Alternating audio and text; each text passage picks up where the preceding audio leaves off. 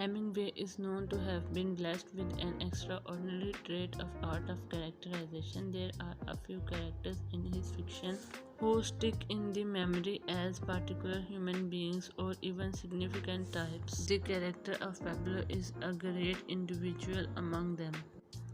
Pablo, an enigmatic figure, is the guerrilla leader of a small band in the Guadarrama Mountains who are operating behind the fascist lines. It is to him that Anselmo takes Robert Jordan, and it is with his help that the bridge will be blown up. In their first meeting, Jordan notes that Pablo is hostile to the idea of blowing up the bridge and he will be a difficult ally to say the least. Pablo states himself, "Here no one commands but me." And then to elaborate this point, he adds, "You cannot blow bridges close to where you live. You must live in one place and operate in another."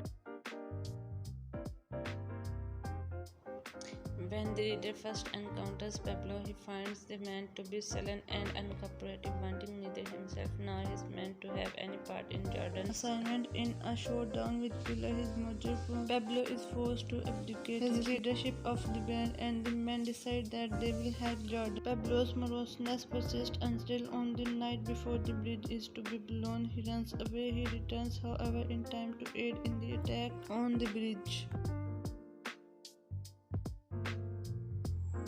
Although Pablo is totally illiterate, but he asks Jordan's paper in a language that he knows best. He also gets knowledge from Jordan about horses and his love for them. He waves to Jordan's sport when the latter displays a good knowledge of horses. Throughout the book, Pablo is called and occasionally taunted as the lover of horses. He kills 5 guerillas who help him in overrunning the road mender's hut because their elimination gives him additional horses for their journey to Gredo.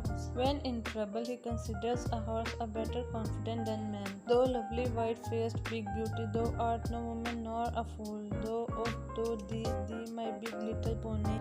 Pablo is no more than the ruins of what he used to be in the beginning of the revolution. It would be false to judge him on his present condition. He is tired of being hunted for his politics, all his guerrilla activities, and naturally he is resentful for what Jordan has come to do. "I am tired of being hunted. Here we are all right. Now if you blow a bridge here, we will be hunted." He must be judged on what he has done for the movement and even on his present performance with Jordan. He is a master strategist. He captures the barracks of Guardia Civil before daylight, cut off telephone wire, get all the fascists in the town captured simultaneously, makes people bloodthirsty for their blood, executes them in the most wrath-like fashion, and believes that all the fascists should have been destroyed in all the town in the similar fashion. He knows that with the present strength of man, it is very hard to achieve the task of blowing up the bridge. He tries a number of tricks in an attempt to persuade Jordan not to persist on his stupidity, but when he is convinced that Jordan will blow up the bridge at any cost, he comes back to help him and leads his band out of safety. He, having destroyed Jordan's exploder fuse and the detonator, come back with a solution how to overcome the handicap caused by the loss.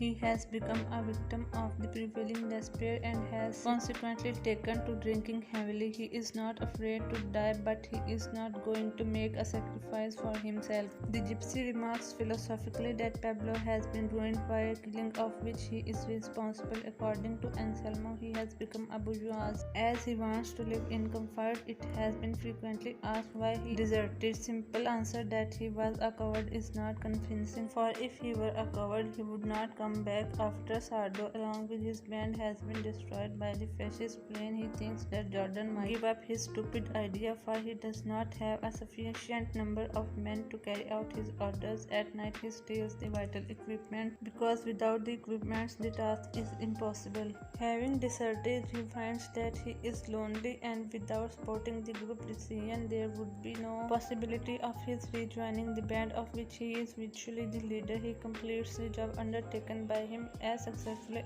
as would be expected, though Augustine is critical of his having murdered those guerrillas who assisted him in overrunning the road mender's hut. He was once a man, and that manhood shines in its false glory when old age or discretion permits it to shine forth. Thus, to conclude, Pablo is a great individualist, for he refuses to become an instrument for some greater purpose.